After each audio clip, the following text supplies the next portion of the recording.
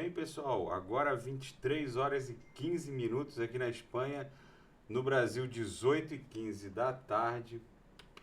A BTC dando sequência aqui à sua pernada impulsiva de número 5, né? Ela fez aqui uma grande pernada 1, 2, 3, 4 e agora uma 5, assim, um pouco aberta.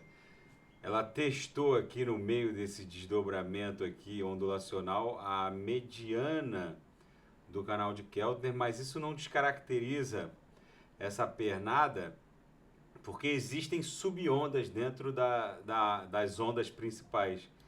E isso se confirma aqui na projeção de 26 períodos da nuvem de Shimoku, em que a linha superior segue agressivamente apontada para cima, ou seja, a nebulosidade esverdeada na projeção segue engrossando. Isso aqui, gente, lá na frente vai representar um poderosíssimo suporte para a BTC, que deve explodir nas próximas horas rumo a 55 mil dólares, com picos para 59 mil, 60 mil aqui, justamente nessa camada aqui, ó.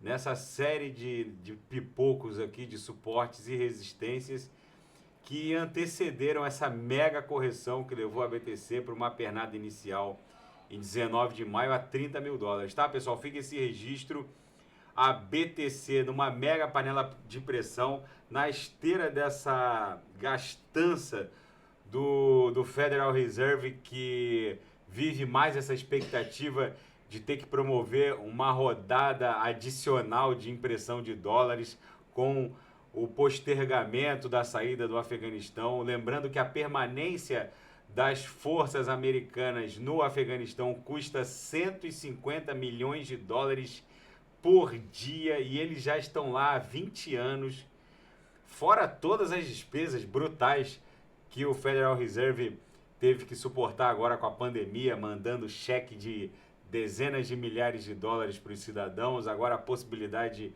de vacinação sazonal da população, enfim. A história, a realidade mostra que é muito mais fértil o desdobramento fático da realidade do que a mais insana das imaginações. Então, pessoal, fica esse registro, a BTC na esteira desse fantasma inflacionário que assombra a macroeconomia mundial, vai garantindo a sua raridade de forma matemática e se mostrando um porto seguro em termos de proteção contra um viés inflacionário que eventualmente, e vai acontecer, a economia mundial vai enveredar. Tá bom, pessoal? Fica esse registro.